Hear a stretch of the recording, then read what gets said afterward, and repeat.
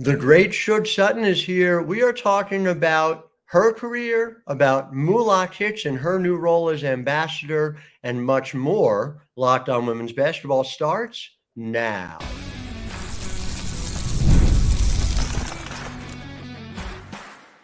You are Locked On Women's Basketball, your daily podcast on women's basketball. Part of the Locked On Podcast Network, your team every day. And a very pleasant good afternoon to you. Howard Megdal here, welcoming you to Locked On Women's Basketball. And I want to thank you all for making us your first listen every day. Over 200,000 of you listening in April alone. On May, we are on track to smash that record. So if you haven't done it yet, go ahead, subscribe at YouTube or wherever you get your podcasts. And of course, it is not just me, it is the entire crew over at The Next, where we cover women's basketball 24/7, 365. TheNextHoops.com. Subscribe for $9 a month or $72 a year. You get over 100 reported pieces right into your inbox every single month. TheNextHoops.com. And that is a place where we have had the pleasure of being able to cover Sug Sutton. We were reminiscing off the air a little bit. I covered you back in your UT years playing for Karen Aston. You have made your way forward into this league. Segment one, we're going to talk about that fight, that struggle. And segment two, we're going to be talking a lot about Moolah Kicks and your new role as ambassador for that shoe. We've talked about the importance of it. We've had Natalie White on this show. It is vital that we put a spotlight on this. But where I want to start is that you have St. Louis roots. I have a soft spot for St. Louis, having written a book set in St. Louis. And I don't mean to put you on the spot with it, but I'm going to ask, what's that go-to barbecue spot in St. Louis for you? I don't know if I could tell you barbecue spot. I eat a lot of soul food when I'm in St. Louis. Sure. We got a lot of good food out there. So, barbecue spot. Let me think. I don't know if I. I don't know Now, if I have anything. Like I haven't ate barbecue in St. Louis in so long, but it's really good out there for I sure. ate so well when I was researching that book. I will say Pappy's Smokehouse is a place I dream about. Really. They've got this Frito pie. So next time you're back home, it's probably not like WNBA training, food to have. But for me, I'm just reporting on it. So I can eat it. And it's not even an issue for Yeah, me. yeah. Got to stay in reporter shape, which is fundamentally different than player shape. So again, highly recommend it. But for those who don't know your story, and I just want to give people a sense and arc of it. You're playing at Texas. You get picked 36th overall in the draft.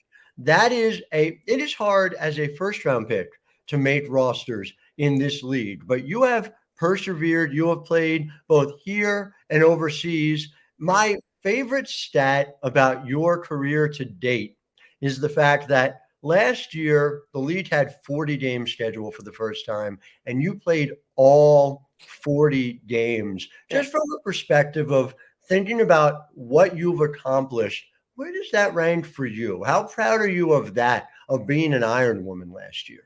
I'm so proud of that just because I haven't played a full season. And well, since last season, I've never played a full season in the W. Right. My first season was in the bubble, so that was like cut short. We didn't have a full season. So last year when I played all 40 games, I was really proud of myself because I had to kind of make a statement in the league. And that's how I made my statement. I had to be healthy, I had to be on the floor. And I'm really proud that I made it through all 40 games for the first season that I was in the W, and it was a good feeling to be out there. It gave me a great opportunity to, be in the W. Everybody got to see what I was capable of within those 40 games, and they all counted. And so, yeah, I'm really proud of that. It had to be especially powerful. And there's a terrific piece about you by Cassandra Negley that was written Mhm. last year. If people haven't seen it, they really ought to. Just to get that moment where you're on a roster, but especially because your only time in the league prior to that happened at a time that felt like none other, right? And the idea that you're not really playing in front of crowds, that you're Yeah. playing in this enclosed atmosphere. Did that first game in Phoenix in 2023, or for Phoenix in 2023, I should say, feel like your very first game because of the circumstances that led to it? It really did. It felt like my very first game, first time in front of fans, and then in front of Phoenix fans. It was crazy. We have the best fans in the league, I feel like, and yeah, it felt like that was like my first time like playing in the league, just because in the bubble we didn't have fans, we didn't have anything, so we were just basically out there playing, and sometimes it didn't feel like we were playing a game; it felt like we were scrimmaging. Mhm. So yeah, it was a good feeling to be out there last season, and just to be able to play in front of crowds and be in front of the atmosphere. During that period of time, during the period from 2020 to 2023, you played some overseas. You also played at home with the St. Louis Surge of the Mhm. GWBA. Was the ability to come home and play professionally something that checked a box for you, even though I know the W has sort of always been the Mhm. goal? Yeah, so it's crazy because before I even signed with the St. Louis Surge, I never seen myself playing, semi-pro. But Yeah. I kind of looked at my options. I really didn't have nowhere else to go. I was injured before I even signed to play in the league back at home. But I figured that it would be a good opportunity for me. My family could see me play back at home. They haven't seen me play.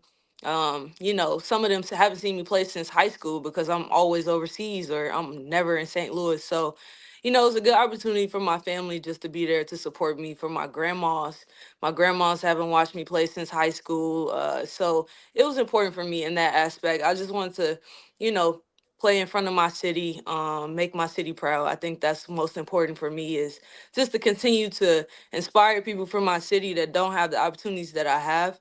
And so I think that moment in my career was probably one of the best moments just because it kind of humbled me in the sense like it's okay if you're not in the W. It's okay if you play in these leagues just to get your legs going or just to get some reps under you. And it kind of humbled me in that sense. And I'm really thankful I was able to have that opportunity with the St. Louis Surge because it opened my eyes to a lot of things and it gave my family the opportunity to come see me and the people from St. Louis to come see me that don't have that opportunity to see me play all the time. So I loved it.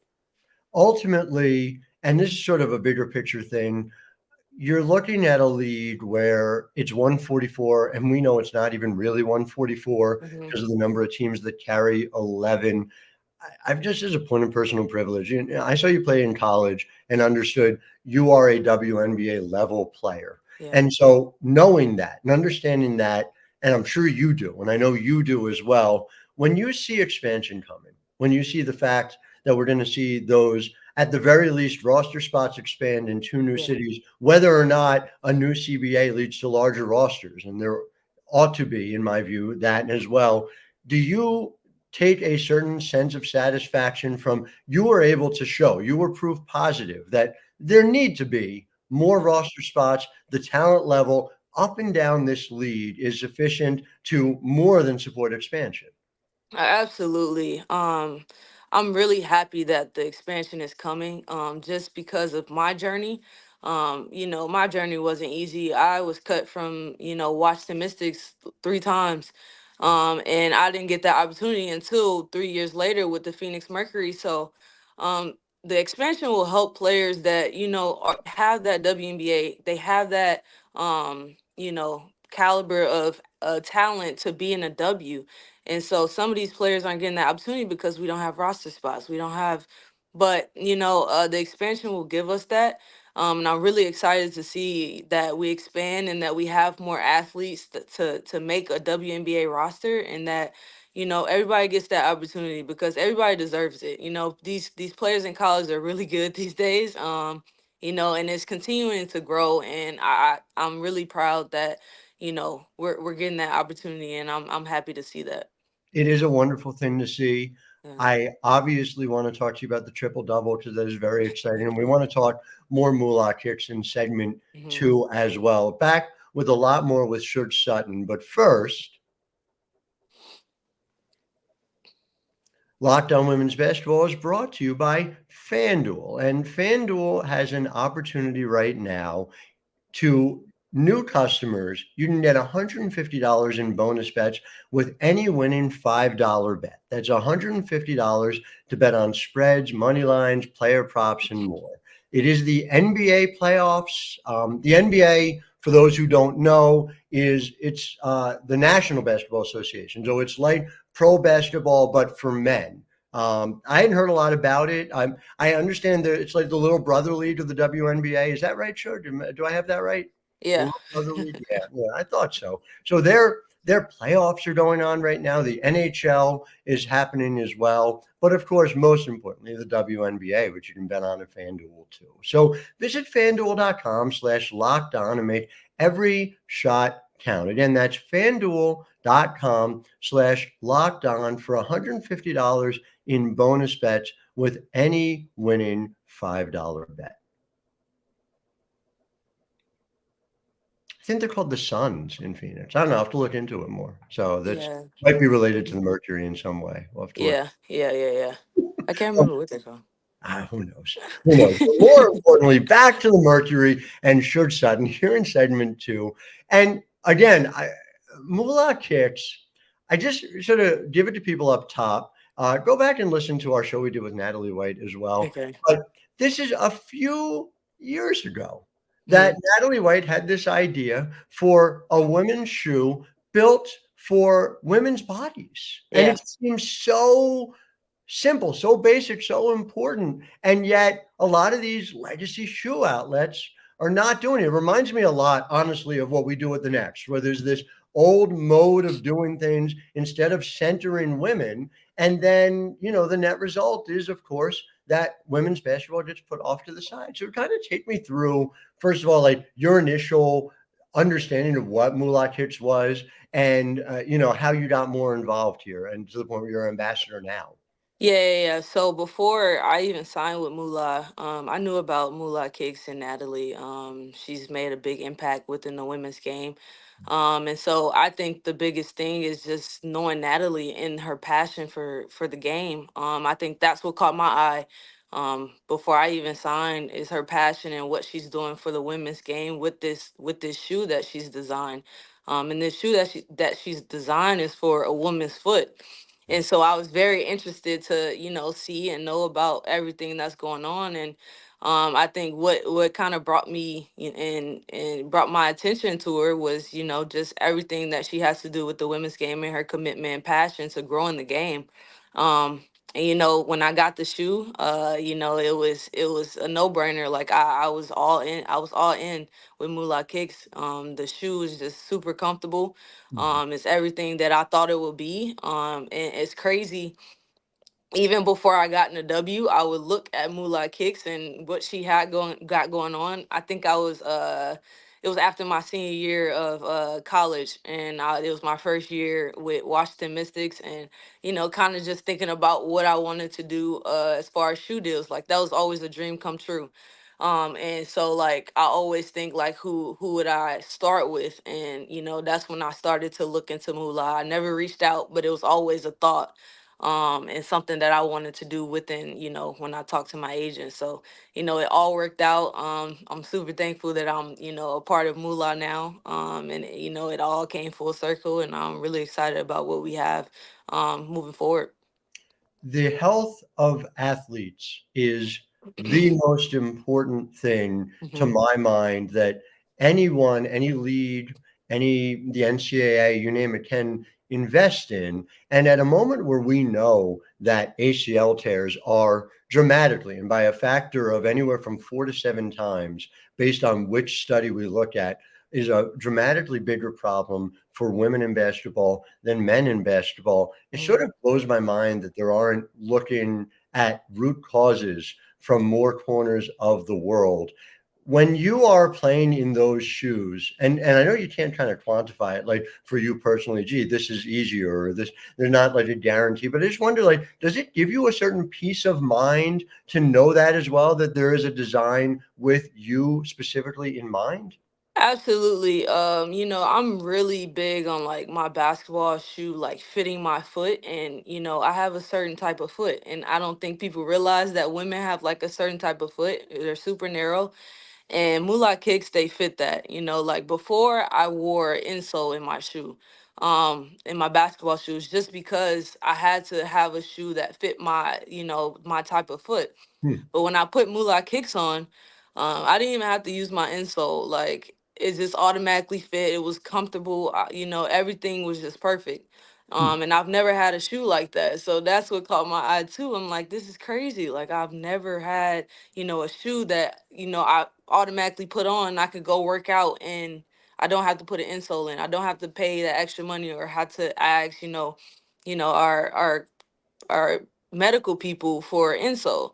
Mhm. So I think that's one of the biggest things that also caught my eye with Moolah Kicks was, just the comfort of them and just not having to worry about, my feet and my feet being comfortable in them, because that's an important piece when, like you said, like with women, like our bodies are different than men. And I think with women, our feet are really different and that affects our bodies. Like that affects our injuries and all of that. Like our feet, it starts with our feet, and that's a really important piece with me. Like I thought that was one of the biggest reasons why I ended up signing with Moolah Kicks was because of that. It's interesting, and the research, the phrase that you hear is the cascade effect. That Hmm. when you have those issues at your base, the effect that it's going to have on the rest of you. And so, to me, there's even a bigger part of this, and it reflects the growth of women's basketball where it is in Hmm. 2024. And there's a lot of conversation about, financial investment that comes into the space. There's a lot of conversation about attention that goes into the space. But the word that I think gets lost along the way is intentionality, which is to Hmm. say that, those folks who want to be involved want to do it with intention. What is the specific goal? It's not just, hey, I'm seeing women's basketball in the news more. So how we get more involved with that. And I guess as a player who has experienced all levels of intentionality, good and bad, does it give you a particular pleasure to know in someone like Natalie, this is someone who is fighting very specifically and frankly has been fighting for it since before the quote unquote boom that we're in the midst of right now? Yeah, that's very important. And Natalie, she's very intentional. She shows it. Yeah. You have those people that support women's basketball, but they don't show that intentionality. And I think Natalie shows that with these shoes. We don't have a lot of brands and a lot of companies that are, going like towards women's basketball. Maybe they are now because it's on the rise, but Natalie's been doing that. She's been, trying to get that notoriety, and she's very intentional about what she does. It just shows her passion, her commitment, everything with this shoe that she's designed. It shows that. And us players, and I know I'm super thankful for that because that's what we look for. That's what we appreciate is these companies and these brands, showing their appreciation and their intentionality towards us. And it's a good feeling to have people like that and brands like that around. It's going to be fascinating to see. Yeah. I expect more and more folks to flood into this space. Yeah. Those of us who know, and we're going to see who was there, Yeah. and Absolutely. I cannot wait to see the people who are genuinely there for change, and then the people who are not, and there'll Yeah. be a weeding out process, and it'll Yeah. be fascinating. Absolutely. So we got to our triple double. I want to talk the big picture of Sug Sutton hopes and dreams for the future. We'll be back in segment 3 right after this. I'm Howard Megdal, and you're listening to Locked On Women's Basketball.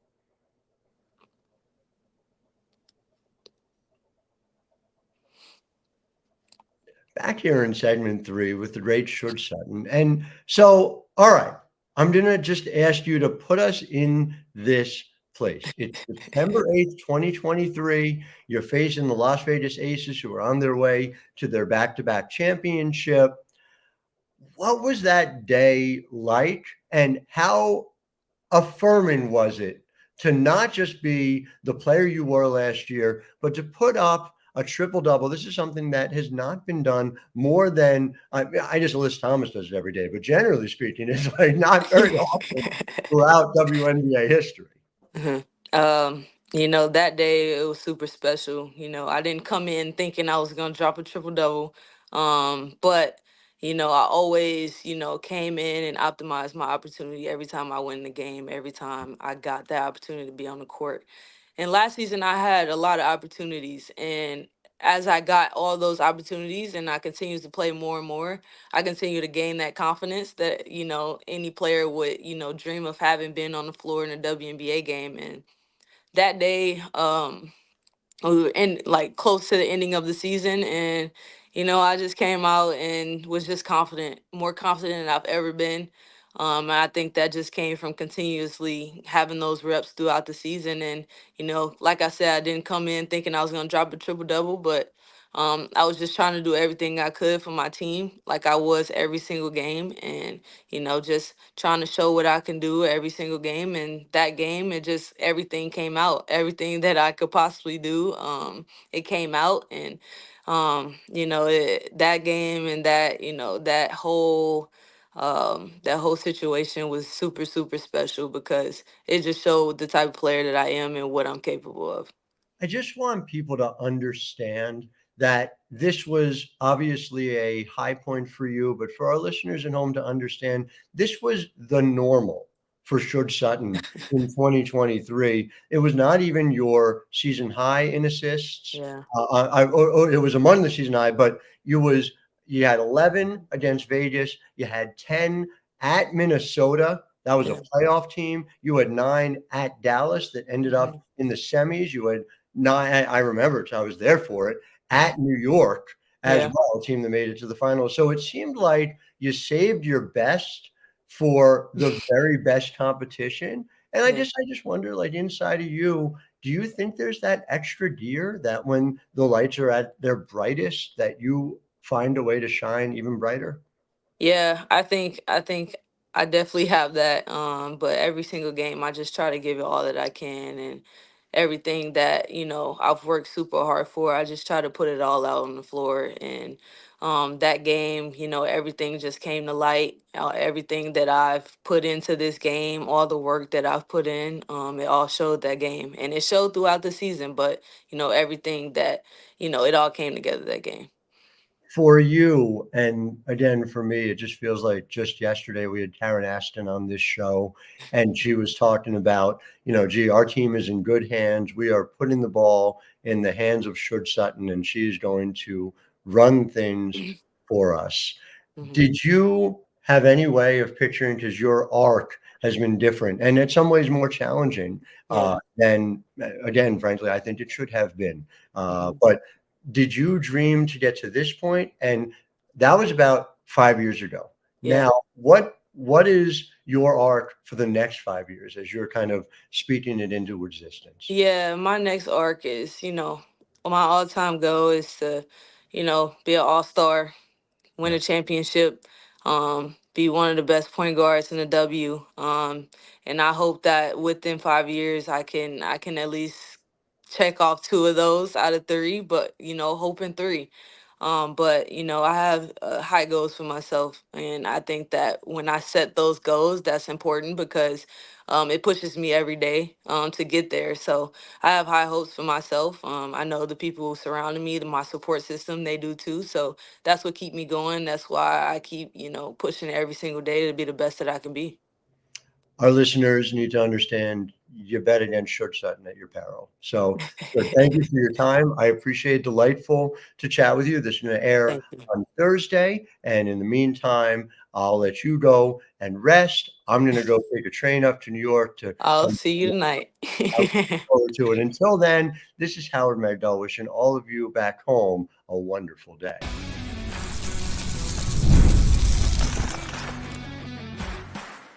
You are Locked On Women's Basketball, your daily podcast on women's basketball. Part of the Locked On Podcast Network. Your team every day.